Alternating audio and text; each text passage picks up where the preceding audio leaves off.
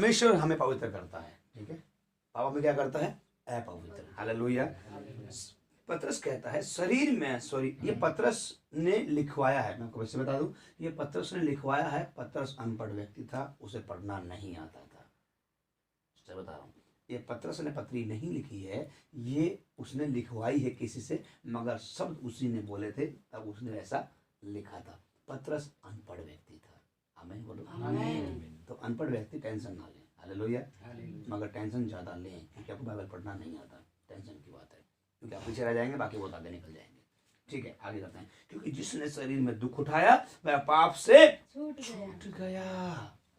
पाप से छूटने के लिए तो सारा पंगा चल रहा है भाई, पाप में पड़ने के लिए थोड़ी चल रहा कुछ भी, पाप से छूटने के लिए सब कुछ चल रहा है। सारी बात किसकी है, पाप से छूटने की। क्यों हम लोग प्रभु से कहते हैं प्रभु मेरे गुनाहों को माफ कर, यीशु मुझे तू मेरे पापों के लिए क्रूस पे चढ़ गया। सारा खेल ही पापों का है। स्वर्ग नरक की बात ही ना हो, यदि पाप ना हो तो स्वर्ग नरक की कोई बात ही नहीं है। फिर तो स्वर्ग नरक ही खत्म हो गया यदि पाप नहीं है तो। लड़ाई किसकी है, पाप से बाहर निकलने की। अरे पाप से बाहर कब निकलते हैं, कभी भी नहीं। लेकिन पता है क्या कहता है, जिसने शरीर में दुख उठाया ना वो पाप में से बाहर निकल जाएगा। हालेलुया। जिसने शरीर में दुख उठाया वो पाप से। पतरस की किताब का पहला पतरस 4 अध्याय बहुत बेहतरीन है, इसमें 19 आयतें हैं। ओके, आगे बढ़ेंगे। दूसरा वचन इसको ढंग से हमें समझाता है, ताकि भविष्य में अपना से शारीरिक जीवन मनुष्यों की अभिलाषाओं के अनुसार नहीं वरन परमेश्वर की इच्छा के अनुसार व्यतीत करे। इसलिए शरीर में दुख उठाने की जरूरत है। हालेलुया।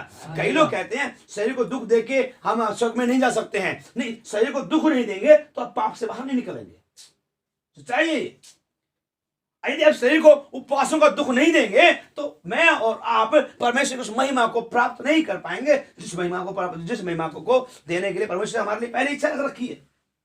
दुख उठाना जरूरी है, उठाना पड़ेगा। यदि महिमा में जीवन जीना है तो दुख उठाओ। Hallelujah, hallelujah. वहां जाओ, सामने जाओ मेरे। हालेलुया।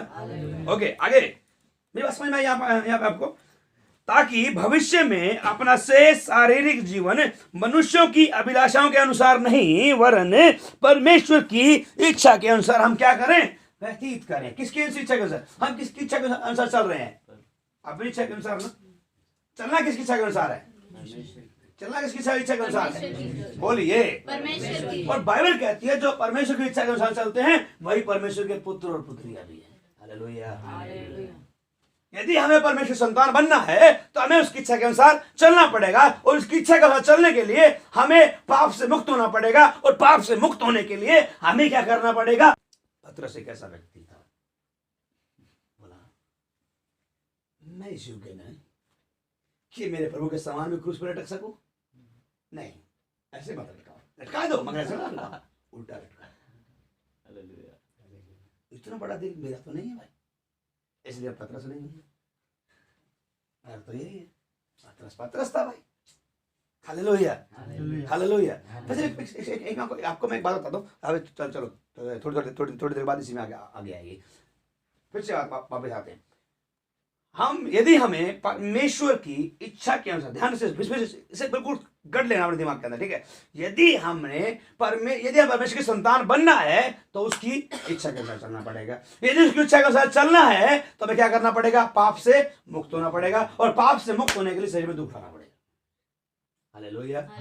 समझ में आ गया, लाइन समझ में आ गई, पूरी समझ में आनी चाहिए, बहुत जरूरी है अभी। हालेलुया, समझ में आ गया। ओके, 2 से पूरे हो गए, तीसरे वर्ष में चलते हैं। क्योंकि अन्य जातियों की इच्छा के अनुसार काम करने और लुचपन की बुरी अभिलाषाओं, मतवालापन, जब हमने पहले समय गवाया वह बहुत हुआ। ध्यान से पढ़िएगा, पढ़ लिया ना आपने। हालेलुया। ये शरीर के काम कर करके हम इतना समय बेकार कर चुके हैं, अब और समय बेकार करने का हमारे पास वक्त नहीं है। मैंने कल भी ये बात बताई थी, आज भी यही बात कर रहा था। उम्र नहीं बची है हमारी, पता नहीं कौन से लम्हे में हमें दुनिया को छोड़ के जाना पड़ेगा, मालूम नहीं है, समय नहीं है। पतरस कहता है क्योंकि अन्य जातियों की इच्छा के अनुसार काम करने, लुचपन की बुरी अभिलाषाओं, मतवालापन, लीला क्रीड़ा, पियक्कड़पन और घृणित मूर्ति पूजा में जहां तक हमने पहले समय गवाया वही बहुत हुआ, अब और नहीं। Hallelujah, hallelujah. दूसरा वचन को फिर से पढ़ेंगे। ताकि भविष्य में अपना से शारीरिक जीवन मनुष्यों की अभिलाषाओं के अनुसार नहीं वरन परमेश्वर की इच्छा के अनुसार व्यतीत करें। Hallelujah, hallelujah. मनुष्य की इच्छा के अनुसार हम पहले जीवन बिता रहे थे, पहले नहीं बिता रहे थे। अपनी इच्छा, बाप की इच्छा, भाई की इच्छा, बहन की इच्छा, फलाने की इच्छा, ढिमकाने की इच्छा, परमेश्वर की इच्छा, उसका नहीं मालूम क्या था। लेकिन अब समय आया, अब इनकी नहीं, मेरे परमेश्वर की इच्छा पूरी होनी चाहिए। Hallelujah, hallelujah, hallelujah. ओके, अब पॉइंट, अब एक पॉइंट और लिख लीजिए। हमें संसार के अनुसार नहीं परमेश्वर के अनुसार चलना है। हालेलुया, उसकी इच्छा के अनुसार हमें चलना है।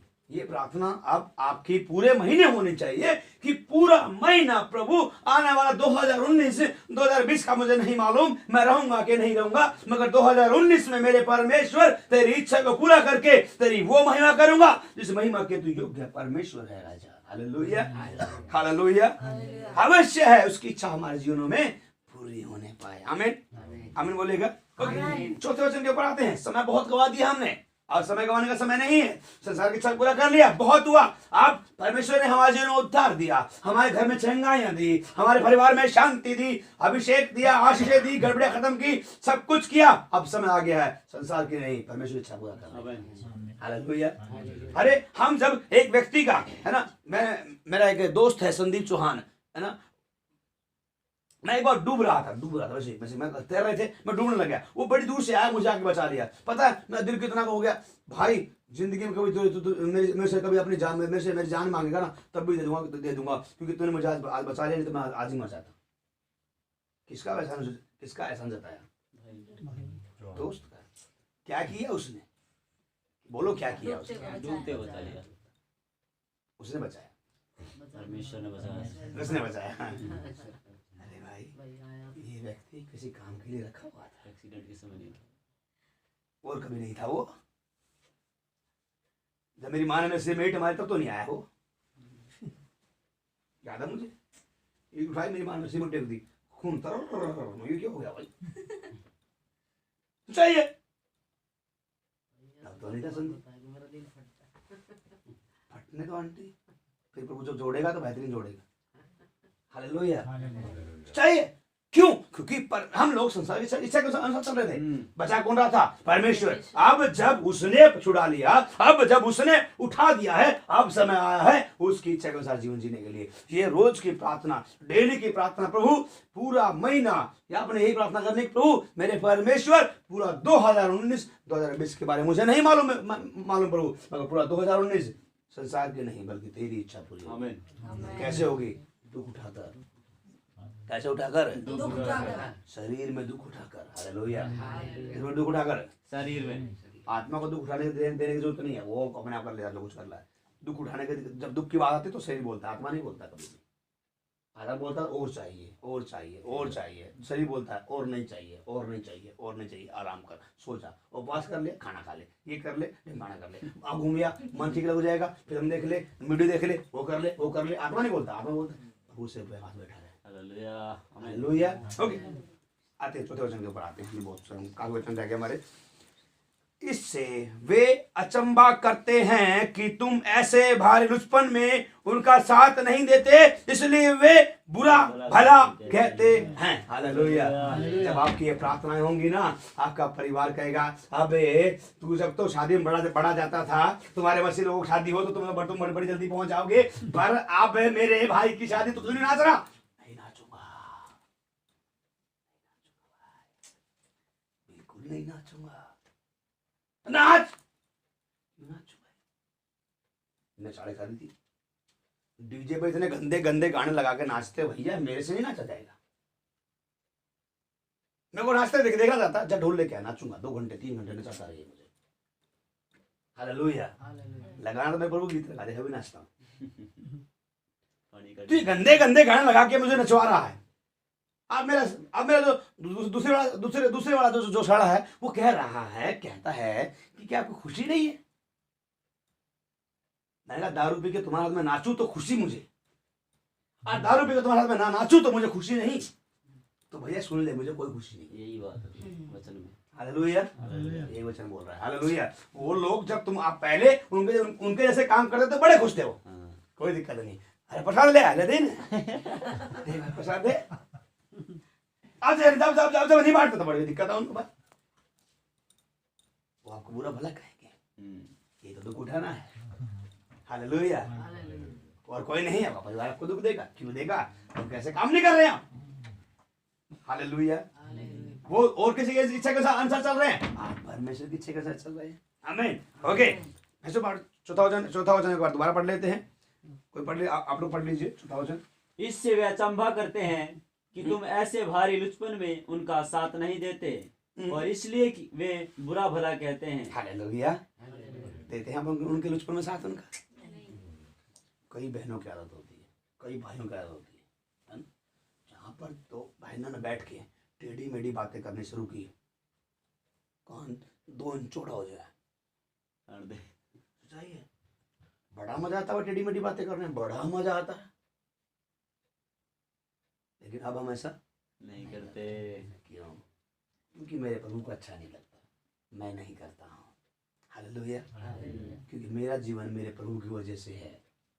अगर मेरा यीशु मसीह ना होता, आपका मैं कब का नाश हो गया होता। और जब प्रभु की वजह से मेरा ये जीवन चल रहा है, तो मैं मेरे प्रभु की ही बात मानूंगा। आमीन। हालेलुया। ओके, 5वां वचन पढ़ते हैं। पर वे उसको जो जीवितों और मरे हुओं का न्याय करने को तैयार है लेखा देंगे। जो आपको बुरा भला कहते हैं ना, उनको परमेश्वर के सामने प्रभु यीशु मसीह आएगा, उनसे लेखा मांगेगा। क्या बोला था मेरे बेटे को? क्या कहा था मेरे बेटे को? आप आ इधर, अब मेरा समय आया है। लोहे का राजदंड उसके हाथ में होगा और न्याय करने के लिए आएगा। हालेलुया। हमारी उम्मीद है। हमें लोग सता रहे हैं, कोई बात नहीं, हमें प्रभु प्रतिफल देगा। अरे सता रहे हैं, उनका न्याय करेगा वो। हालेलुया। हालेलुया। फिर से पढ़ लेंगे 5वां वचन। तो आप कोई पढ़िए, आप में से पढ़िए, पढ़ दीजिए, मेरे मुंह की तरफ मत देखिए। पर वे उसको जो जीवित और मरे हुओं का न्याय करने को तैयार है। बोलो कि तैयार है। तैयार है। क्या कर रहे हैं भैया? न्याय करने को तैयार रहेगा या तैयार है? तैयार है। भविष्य काल नहीं है, वर्तमान काल की बात कर रहे हैं हम लोग। हालेलुया। वो अभी भी तैयार है। अभी भी जो हमारे खिलाफ में बातें करते हैं उनकी तसल्ली कर देता है वो, हमें मालूम है। ओके, कोई बात नहीं, प्रभु उनको आशीष दे। हम तो आज भी उनको आशीष देते, न्याय प्रभु करेगा। ओके, 6वां वचन पढ़ते हैं। ठीक है, क्योंकि मरे, अभी ये वचन ध्यान सुनना। ठीक है, आप लोग पढ़िए, सब लोग पढ़िए इस वचन को। ये वचन बहुत जबरदस्त है, पढ़ेंगे। मरे हुओं को भी बोलिए। समाचार इसीलिए सुनाया गया कि मनुष्य के अनुसार उनका न्याय हो, और आत्मा में वे परमेश्वर के अनुसार जीवित रहे। समझ में आया? फिर से पढ़ेंगे। मैं कह रहा हूँ 2 बार पढ़ो, 3 बार पढ़ो, समझ में नहीं आया? क्योंकि मरे हुओं को भी सुसमाचार इसीलिए सुनाया गया कि शरीर में तो मनुष्य के अनुसार उनका न्याय हो, पर आत्मा में वे परमेश्वर के अनुसार जीवित रहे। सुन में आया? पढ़ लो, पढ़िए। फ्री है पूरा टाइम, 12 बजे तक पूरा टाइम अपने पास, 9:30 अभी। क्योंकि मरे हुओं को भी सुसमाचार इसीलिए सुनाया गया कि शरीर में तो मनुष्य के अनुसार उनका न्याय हो, पर आत्मा में वे परमेश्वर के अनुसार जीवित रहे। हालेलुया। आत्मा। हालेलुया। अब जरा मैं पढ़ दूं, अब सुनिएगा। ठीक है, क्योंकि मरे हुओं को भी सुसमाचार इसीलिए सुनाया गया कि शरीर में तो मनुष्य के अनुसार उनका न्याय हो। ये इसका एक भाग है। ठीक है, इसका एक भाग क्या है कि उन्हें सुसमाचार इसलिए सुनाया गया कि शरीर में मनुष्यों के अनुसार, अब ध्यान रखना इसको, न्याय कैसे हो रहा है? मनुष्य के अनुसार, व्यवस्था के अनुसार नहीं, वचन के अनुसार न्याय नहीं हो रहा है। ये बात ध्यान रखना, आपको बता रहा हूँ, अभी तक मैंने किसी को नहीं बताया शायद। ठीक है, आपको बता रहा हूँ, इस पृथ्वी पर हर एक मनुष्य का न्याय होगा। ध्यान रखना, जिस व्यक्ति ने सुसमाचार सुना और सुसमाचार सुनने के बाद भी यदि उन्होंने शारीरिक जीवन जिया, तो उन्हीं के शारीरिक कामों के अनुसार उनका न्याय किया जाएगा।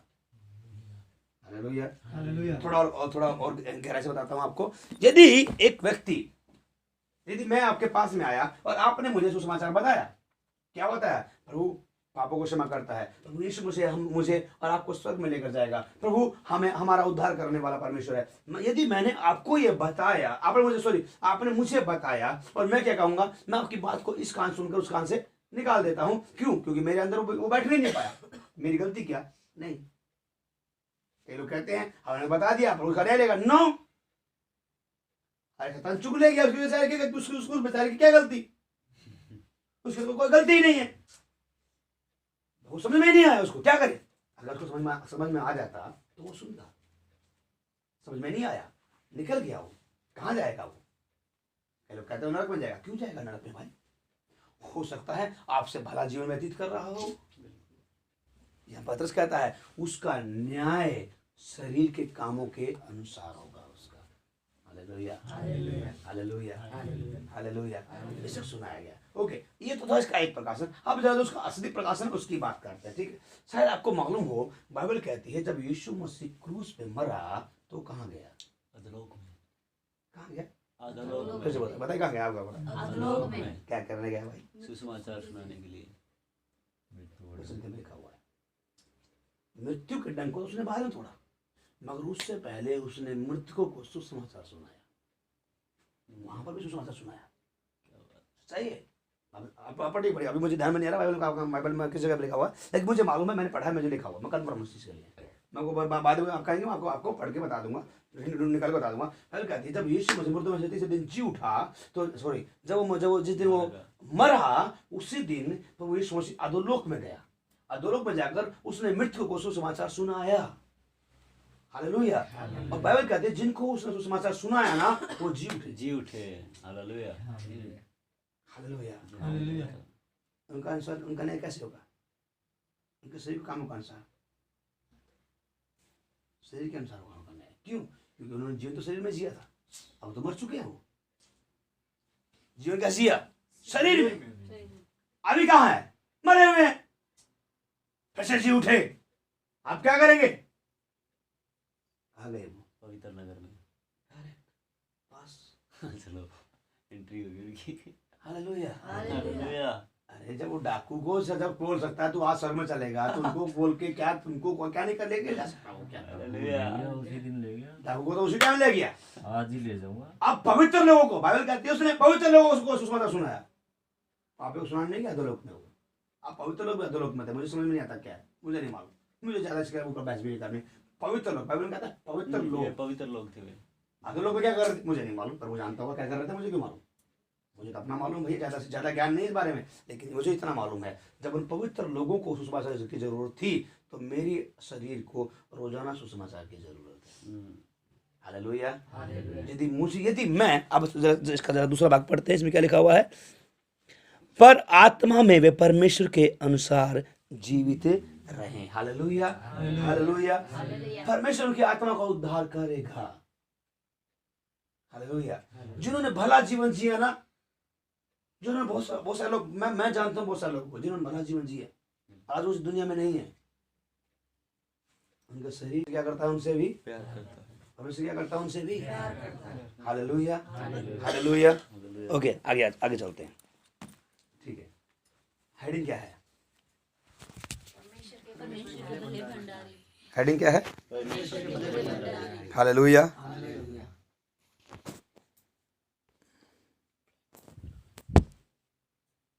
पढ़े पढ़ेगा सब बातों का अंत तुरंत होने वाला है। रुक जाओ, क्या लिखा हुआ है? सब बातों का अंत होने वाला है। अब सवाल ये कौन सी बात है? किन बातों का अंत तुरंत होने वाला है? सब बातों का। क्या बात है? सही जवाब दिया। सब बातों का, चाहे आप प्रार्थना की बात कर रहे हैं, चाहे आप संसार में सुसमाचार की बात कर रहे हैं, सबका अंत तुरंत होने वाला है। क्यों? क्योंकि यीशु मसीह आने वाला है। सब बातों का अंत तुरंत हो जाएगा। फालतू की बात है, ये बात है, वो बात है, सबका अंत तुरंत होने वाला है। ओके, आगे बढ़ते थोड़ा सा। इसीलिए संयमी होकर प्रार्थना के लिए सचेत रहो। बस, हालेलुया। हालेलुया। सब बातों का अंत होने वाला है, इसलिए संयमी होकर प्रार्थना के लिए सचेत हालेलुया। कैसे रहकर? कैसे रहकर? संयमी रहकर। संयम क्या होता है? संयम का इंग्लिश में मतलब होता है सेल्फ कंट्रोल। नो, धीरे अलग चीज होती है। संयम, संयम का मतलब होता है कंट्रोल, सेल्फ कंट्रोल, आत्म संयम जिसकी बात करते हैं, ये भी एक आत्मा का फल है। अब पतरस कहता है संयमी होकर प्रार्थना के लिए सचेत रहो। संयमी रहकर, सेल्फ कंट्रोल, दुख उठा और प्रार्थना कर। इसकी बात कर रहे हैं हम, अब तक बात कर रहे हैं। हालेलुया। परमेश्वर की इच्छा को पूरा करने के लिए तुझे पापों से दूर रहना है, और पापों से दूर रहने के लिए, पापों को खत्म करने के लिए आवश्यक है कि तू शरीर में दुख उठा। हालेलुया। और शरीर में दुख उठाने के द्वारा ही मैं और आप पूरी तरह से अपने आप को कंट्रोल कर सकते हैं। बात किसकी होती है? शरीर को कंट्रोल करने के लिए। हम क्या बात कर रहे थे? आज 2 दिन से हम यही बात कर रहे हैं कि पूरा महीना दुनिया को बदलने की बात नहीं कर रहे हैं, हम खुद को बदलने की बात कर रहे हैं। हम बदलेंगे इस 1 महीने में। हम हरियाणा की प्रार्थना नहीं करेंगे, हम कहें प्रभु इन्हें बदल, हरियाणा को तो हम देख लेंगे। आमीन बोले। हालेलुया। हम बात नहीं कर रहे हैं कि मैं जाऊंगा, मैं पूरे रोहतक बदल दूंगा। नहीं प्रभु, पहले मुझे बदल, अपने आप बदल जाएगा वो। प्रभु मेरे परिवार को बदल दे, नो, पहले प्रभु मुझे बदल, मेरा परिवार बदल जाएगा अपने आप। आमीन बोले। हालेलुया। हालेलुया। आगे पढ़ेंगे। संयम को प्रार्थना में सचेत रहें। ठीक है, इसमें ज्यादा को कुछ नहीं था, आगे पढ़ेंगे। ये महत्वपूर्ण है। हाँ, सब में श्रेष्ठ बात यह है कि एक दूसरे से अधिक प्रेम रखो, क्योंकि प्रेम अनेक पापों को ढांप देता है। ओके, ये मुझे आप बताइए थोड़ा, सब बातों में श्रेष्ठ बात क्या है? कि एक दूसरे से प्रेम रखो। जैसे बोलो, क्या रखना है? प्रेम रखो। किससे? एक दूसरे से, किससे? एक दूसरे से। मतलब कि सबसे। सबसे। ठीक है, ये कौन सी बात है? श्रेष्ठ। श्रेष्ठ मतलब better than the best, better than the best. सबसे बेहतरीन बात है ये, क्या करो? दूसरे से प्रेम रखो। ओके, ये बड़ी बात नहीं है। हालेलुया। हालेलुया। ये नहीं हो सकता, नहीं हो सकता है, बड़ा मुश्किल है। मगर परमेश्वर में, आत्मा में मुश्किल नहीं है, शरीर में बड़ा मुश्किल है। इसी के लिए पतरस कह रहा है दुख उठा। जिसने शरीर में दुख उठाया वो पाप से बच गया। अब वहां पर एक बहुत बेहतरीन बात बोल रहा है पतरस कह रहा है, पतरस कह रहा है कि सबसे श्रेष्ठ बात यह है कि एक दूसरे से क्या करो? प्रेम करो। क्यों? क्योंकि प्रेम में बहुत सारे पापों को क्या कर देता है? हालेलुया। मैं समझाता हूँ आपको क्या मतलब है इसका। ठीक है, अगर इसका मतलब समझते हैं हम लोग, बहुत सारे पापों को ढक देगा। अब मान लीजिए मुझे क्या आता है, थोड़ा सा मेरे मन में सुखबीर के लिए क्या है? थोड़ी कड़वाहट है। ठीक है, यार इसने ऐसा किया, इसने वैसा किया, ये ऐसे कर रहा है, ये वैसे कर रहा है, यार ये बात नहीं मानता, यार का मतलब है, यार फलाना डिम्बना, बहुत सारी बातें होगी। ठीक है, उसी वक्त आत्मा कहेगा, लिखा है प्रेम झुंझलाता नहीं है। हाँ, फिर ज्यादा नहीं है। ओके भाई, भाई तू मेरा भाई है, कहाँ गया कड़वाहट? गया, आया क्या? प्रेम। हालेलुया। प्रेम क्या करता है? पता नहीं, आपको भी मालूम है सब बातों को। मतलब मैं यहाँ पे पता नहीं क्या लिखा हुआ है, इसमें क्या लिखा हुआ है? सब बातों में श्रेष्ठ क्योंकि बात यह है। प्रेम अनेक पापों को, यहाँ पे लिखा हुआ अनेक पापों को ढांप देता। मैं कहता हूँ सब पापों को ढांप सकता है। हर एक पाप को, हर एक पाप को। पतरस कहता है वरदान के बारे में तुम सुन चुके, मैं तुम्हें सबसे उत्तम मार्ग बताता हूँ, आओ मैं तुम्हें बताता हूँ। और प्रेम की चर्चा करता है। हालेलुया। एक ही बात है, पौलुस बोलता है, पौलुस कहता है प्रेम प्रेम प्रेम प्रेम। हालेलुया। बड़ा मुश्किल है ये शब्द करना। यीशु मसीह ने साफ कहा, यदि तुम अपनों से प्रेम रखो तो तुम्हारी क्या बढ़ाई? क्या न जाते भी ऐसा नहीं करते? ये तो अपना, यदि तुम अपने चाहने वालों को ही उधार दो तो तुम्हारी क्या बढ़ाई? क्या अन्य जातियां भी ऐसा ही नहीं करते? हालेलुया। लेकिन जब मसीह प्रेम की बात आती है तो वहां पर एक भी पाप खड़ा नहीं रह सकता। आप मुझे एक भी पाप की बात का बताइए जो प्रेम के सामने टिक जाए। एक भी पाप नहीं है वो। गुस्सा प्रेम के सामने नहीं टिकेगा। हालेलुया। हालेलुया। हालेलुया। मेरी बेटी से मेरे घर में से सबसे ज्यादा प्रेम मैं करता हूं। मेरा परिवार जानता है इस बात को। वो कितनी बड़ी गलती कर दे, मैं उसको 4 आंगुल ऐसे भी नहीं करता हूं, नहीं मारता हूं उसको, मैं मार ही नहीं सकता उसको, मजबूर हूं। मेरे बेटे को से मुझे मुझसे 5 मरवा लो, मैं खड़ा खड़ा मार दूंगा, चाहिए, मगर मैं मेरी बेटी को नहीं मार सकता। मैं से गलती कर दे, वैसे कुछ भी कर दे, लेकिन मैं नहीं मार सकता उसको। मेरी मजबूरी है, मैं प्रेम करता हूँ उससे, कितना करता हूँ मुझे भी नहीं मालूम। सच्चाई है, मेरी पत्नी से आप कह दिया, आप जाके जाए कभी घर पे तो पूछेगा कि सोनू ने कभी, भाई ने कभी आशिता को पीटा क्या? वो कहेगी मुझे याद नहीं कब पीटा होगा इसे, मैं नहीं पीटता उसे, कि उसमें कभी गुस्सा ही नहीं आता, क्यों? प्रेम है। पापा को ढाप देता है। Hallelujah, hallelujah. मगर बेटी की बात आती है तो मैं बेटी में ठीक बेटों से संभाल देता हूँ उसको। नहीं है प्रेम, सच्चाई है, नहीं है प्रेम। मेरे को मेरे बेटे आशित से इतना प्रेम नहीं है, प्रेम है मगर इतना नहीं है, यही प्रॉब्लम है। प्रेम है मसीह में मगर इतना नहीं है भाई, सबसे बड़ी प्रॉब्लम यही है। सुखबीर से प्रेम है पर इतना भी नहीं है भाई, है ना? फलाने से प्रेम है पर इतना नहीं है भाई, काम चल जाए, इतना है प्रेम। लिमिट क्रॉस करेगा फिर बर्दाश्त नहीं भाई, नहीं। पतरस कहता है प्रेम अनेक, मुझे नहीं मालूम पतरस ने किस बात के लिए लिखा होगा, मुझे समझ में नहीं आया, बाइबल के अंदर गलत नहीं लिखा सकता, लेकिन मैं समझता हूं कि प्रेम हर एक पाप को ढांप देता है।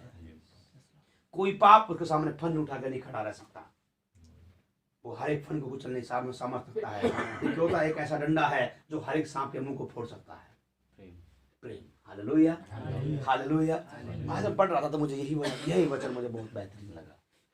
प्रेम हर पाप को ढांप देगा। बताइए, सामने वाला गाली दे रहा है, आप करें ओके, अच्छा देखिए भाई, ओके मैं जा रहा हूँ भाई, लेकिन अंदर प्रेम नहीं है, गाली दी, क्यों? प्रेम नहीं, प्रेम नहीं। फिर क्या होगा? पाप, पाप होगा तो परमेश्वर से दूर। फिर प्रभु दया कर, किस बात की दया करूं भाई? कहा था ना प्रेम सब बातों को ढांप देता है। मेरी बात माने क्या तूने? नहीं मानी प्रभु, अब क्या कर? प्रभु मुझे माफ कर दे, कर दूंगा, कल फिर तू यही करेगा, कोई बात नहीं भाई। अब उस दिन फिर माफ कर देगा, अगले दिन फिर फोड़ देगा सर, फिर प्रभु मुझे माफ कर दे, प्रभु फिर माफ कर देगा। जितनी बार आप प्रभु से माफी मांगे प्रभु आपको माफ कर देगा। ये बात नोट कर लेना अपने पास, ठीक है? जितनी बार भी आप प्रभु से माफी मांगेंगे प्रभु आपको हर बार माफ कर देगा, मैं गारंटी हूँ, मैं साबित कर सकता हूँ बाइबल के अंदर। क्यों? पतरस ने कहा प्रभु यदि मेरा भाई गलती करे तो मुझे कितनी बार माफ करो? बोलिए कितनी होगी टोटल? कितना हो गया? 490, लगभग 500 गलतियां होंगी। मैं आपको गारंटी देता हूँ, जब शादी हो चुकी है उनको, यदि आप अंकल से अंकल, मैं यदि अंकल की बात करें, मैं आपकी बात करूँ, कितने सालों घंटे आप लोग उसकी शादी को? 25 साल हो गए। घड़ी नहीं की पूछ रहा मैं, साल पूछ रहा हूँ कितने हो गए? भाई उसका जन्म में कितने दिन हो गए? उतने राजकुमार का 39 साल, 38 साल हो गए, 37 39 37 39 82 का जन्म, 81 का 37 साल हो गए आप लोग शादी को? मैं नहीं मानता, इतने नहीं हुए। आप लोग शादी कितने साल हो गए अंकल? मेरे तो बहुत पीछे हुई है, मैं सब अरे आप अपने बता दो पीछे, कोई बात मेरी गांड में मेरे से पहले हो रही है ना कि शादी। इनकी बात नहीं, आपकी बात कर, मुझे जल्दी हाँ, बता तो दो। मेरी तो गांड में हो गई है। ये क्या मेरा नहीं भाई हुई है? था, तो मेरे से आज बड़ा, तक उसकी 82 में हो रही है। मैं आपकी बात कर रहा हूँ, बड़े के छोड़ो। 20 साल मेरे 81 20 कैसे हो गया? 23 हो गए भाई, रुकिए, 29 साल हो गए आप लोग शादी को, रुक जाए बस, छोड़ दीजिए। सॉरी 28 साल के लगभग कंप्लीट होने वाले हैं, आपको शादी का 28 साल कंप्लीट होने हैं। मैं आपको गारंटी देता हूँ, दोनों मिल के बैठ के लिख लीजिए, 500 गलतियां नहीं हुई होंगी अभी तक। देखिए इस टाइम पर लिख के दे सकता हूँ, 500 गलतियां नहीं हुई अभी तक, आप तो चलो एक दूसरे के साथ में, गारंटी में नहीं हुई अभी तक। कहने के लिए 500 गलतियां आती हैं, तो लिखने बैठोगे ना तो 500 गलतियां गिनी नहीं जाएंगी, इतनी होती है।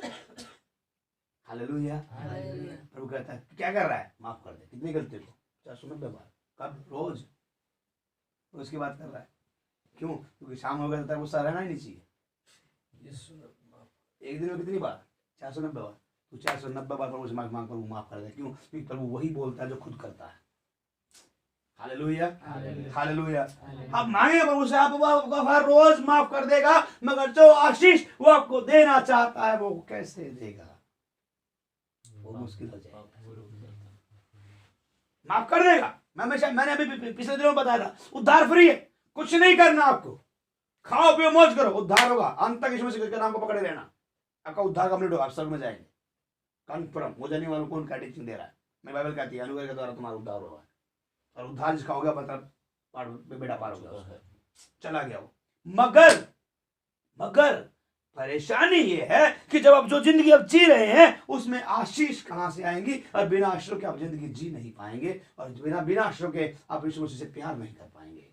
आशीष आती है हमारे जीवन में तब भी हम यीशु मसीह से प्यार कर पाते हैं, नहीं तो हमारा प्यार बड़ी दूर चला जाता है। सच्चाई है ये, मन बड़ी दूर भटक जाता है कि यार ये भी नहीं हो रहा, ये भी नहीं हो रहा, वो भी नहीं। आशीष के साथ ही हमारा प्यार जुड़ा प्रभु के साथ।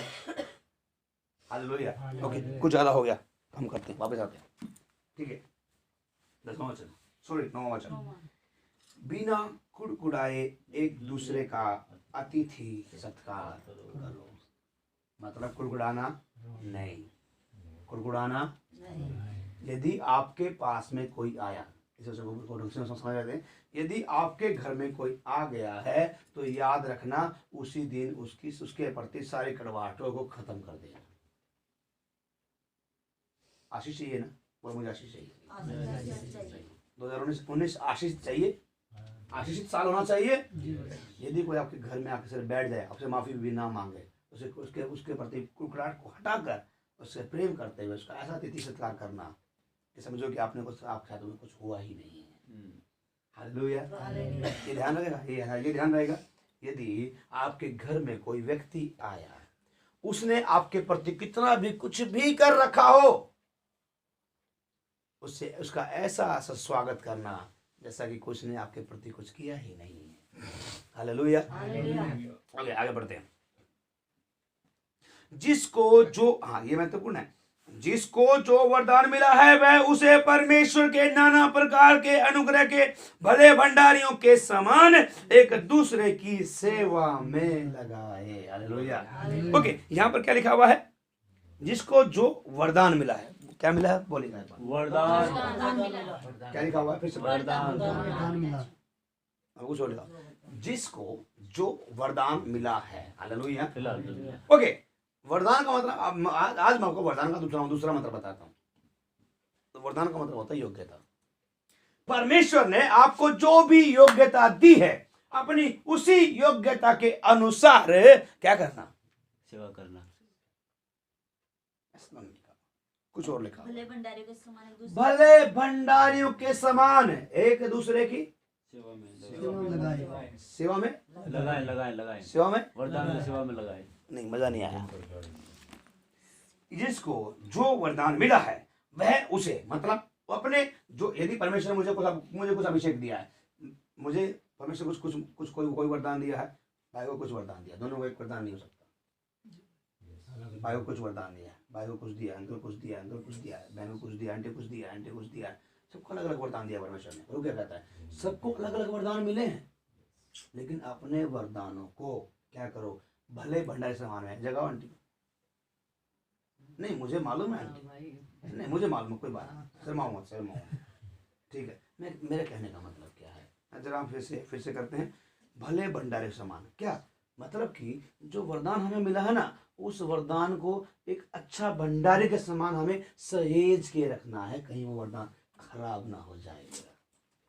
हालेलुया। एक भले भंडारी के समान, एक ऐसे भंडारी के समान, एक ऐसे भंडारी के समान जिसका मतलब मैं एक ऐसा भंडारी हूं जो मुझे मेरे अंदर, जो मेरे घर में रखा हुआ है, मैं उसे खराब नहीं होने दूंगा। जो मेरे गोदाम में रखा हुआ है वो कभी खराब नहीं होगा। जो भी रखा है मैं उसे संभाल के रखूंगा। हालेलुया।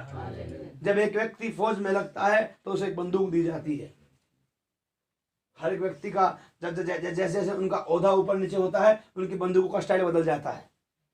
फिर भी एक बंदूक हर एक व्यक्ति को दी जाती है, वो उसकी योग्यता के अनुसार उसे दी जाती है। ये बात ध्यान रखना।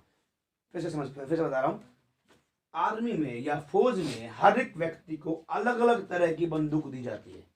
हर किसी को टैंक नहीं दिया जाता है, हर किसी को तोप नहीं दी जाती है, हर किसी को मशीन गन नहीं दी जाती है, हर किसी को दो नाली नहीं दी जाती है, हर किसी को रिवॉल्वर नहीं दी जाती है। हर एक को उनकी योग्यता के अनुसार उन्हें क्या दिया जाता है? उनको हथियार दिया जाता है। हालेलुया। वो हथियार उनके लिए क्या है? वरदान है। हथियार उनके लिए क्या है? वरदान है। वो उनकी योग्यता के अनुसार है, उनकी वो योग्यता है। भाई तू योग्य है, ये रख। कमांडर आएगा, बोलेगा तेरी यही योग्यता है, तू ये रख, ये तेरे लिए है। लेकिन क्या कर, संभाल के रखियो, जिस दिन गुम उस दिन तू भी गुम। सच्चाई है। जितने भी आपके पड़ोस में यदि कोई व्यक्ति फौज में लगा हुआ है, उसे पूछ लेना उसके पास एक बंदूक जरूर होगी। क्या वो कभी घर में लेके आया? बोलो, नहीं लेके आता आपको? नहीं दिखाएंगे फिर बंदूक है, लेके आया कभी? उसको मालूम है जिस दिन ये गई ना उस दिन तेरी नौकरी भी गई, उस दिन तू भी गया। क्यों? सख्त हिदायत होती है, तेरी बंदूक गुम तो तू भी गुम समझ ले। कोर्ट मार्शल ऐसा होता है, समझ में नहीं आता कहां से हो गया। हालेलुया। जब संसारिक लोग इतने कड़े हैं तो तुम्हारा परमेश्वर कितना कड़ा होगा, जो कहता है जो वरदान मैं तेरे को दिया है वो खराब हो गया तो मैं तुझे खराब कर डालूंगा। हालेलुया। ओके, आखिरी से बढ़ने आप लोगों को नींद आ रही है, ठीक है। जिसको जो वरदान मिला है वह उसे परमेश्वर के नाना प्रकार के अनुग्रह के भले भंडारियों के समान एक दूसरे की किस में लगाए? सेवा में लगे। भाई परमेश्वर ने मुझे वरदान दिया है। क्या वरदान दिया भाई प्रभु ने आपको? भाई प्रभु ने मुझे अच्छा बोलने का वरदान दिया है, ठीक है। प्रभु ने आपको क्या वरदान दिया है भाई? भाई प्रभु ने मुझे अच्छा प्रबंध करने का वरदान दिया है। ओके, आपके पास ये वरदान है। आपको क्या वरदान दिया है भाई? भाई प्रभु ने परमेश्वर ने मुझे अच्छा मतलब अच्छा जुगाड़ करने का वरदान दिया है। ओके, आपके पास ये वरदान है। आपके पास क्या वरदान है? भाई प्रभु ने है ना मुझे एक मतलब मुझे कहीं पर भी किसी के कहीं भी जाकर कुछ भी काम करने के लिए मैं योग्य हूँ। परमेश्वर ने मुझे ये वरदान दिया है। आपको क्या वरदान दिया है भाई? मुझे परमेश्वर ने वरदान दिया है कि मैं लोगों को इकट्ठा करके बिठा सकता हूँ, मैं उनको हिलने नहीं देता, मैं कर सकता हूँ। ये सारे वरदान, ठीक है। एक काम करो, सारे वरदान मिलाते हैं, इसको कलीसिया में इस्तेमाल करो, कलीसिया कहीं नहीं हिलेगी। हालेलुया। कई बार क्या करते हैं, बेचारा पास्टर पूरी मेहनत करता है, ऐसे भी हो जाए वैसे भी हो जाए, मेरा एक वरदान काम ही नहीं कर रहा। प्रभु किसने कहा तेरे पास एक वरदान है? जितने तेरे पास लोग हैं तेरे पास उतने वरदान है। आमीन, हालेलुया। हर एक व्यक्ति के पास में वही है। हर एक व्यक्ति के, परमेश्वर ने ऐसे व्यक्ति को चुना ही नहीं जिसके अंदर योग्यता ना हो। योग्यता नहीं थी लेकिन परमेश्वर ने योग्य बनाया है, तभी चुन लिया, चुन के हमें योग्य बना दिया, हमारे अंदर योग्यता डाल दी, हमारी योग्यता। हालेलुया, बोलो हालेलुया। ओके, ज्यादा गहरा हो जाएगा, थोड़ा आगे चलते हैं। यदि कोई बोले तो ऐसा बोले मानो परमेश्वर का वचन है, और यदि कोई सेवा करे तो उस शक्ति से करे जो परमेश्वर देता है। हालेलुया। इसको गहराई समझाऊं? चलो समझा देता हूँ। समझाने को लगे तो मैं समझाता हूँ। यदि कोई बोले तो ऐसा बोले मानो परमेश्वर का, बोलिए मानो परमेश्वर का, मानो परमेश्वर का मतलब क्या? नहीं, यदि आप बोलो तो इस प्रकार से बोलना कि जो वचन के अनुसार हो। ऐसी बात ही मत बोलना जो आपको जो वचन के अनुसार ना हो। जो वचन के अनुसार नहीं वो पाप है, बाइबल कहती है। हालेलुया। ओके, अगली जो उसका अगला भाग है वो महत्वपूर्ण है। और यदि कोई सेवा करे तो उस शक्ति से करना जो परमेश्वर ने तुम्हें दी है। Hallelujah, hallelujah. अपनी शक्ति से बाहर कोई सेवा करने की कोशिश मत करना, और अपनी शक्ति से कम भी सेवा मत करना, क्योंकि फिर तो अपनी शक्ति का अपमान कर रहे होगे तुम। मगर जो बाइबल कहती है, प्रभु ने एक जगह कहा, यदि तुझमें सामर्थ भर रहे, बाइबल के अंदर लिखा है, शायद याकूब के पत्र में लिखा हुआ है, यदि तुझमें सामर्थ रहे तो भलाई करने से चूकना नहीं। तेरे अंदर यदि आखिरी सांस भी बचे तो भलाई करने से चूकना नहीं। हालेलुया। यदि कोई सेवा करे तो शक्ति से करे जो परमेश्वर कैसे शक्ति देता है? हल्की फुल्की से काम चलाओ शक्ति देता है परमेश्वर। जैसे परमेश्वर आपको शक्ति दी है वैसे ही उसको सेवा करके भी दिखाओ। हालेलुया। आगे आते हैं थोड़ा सा, ठीक है। ओके,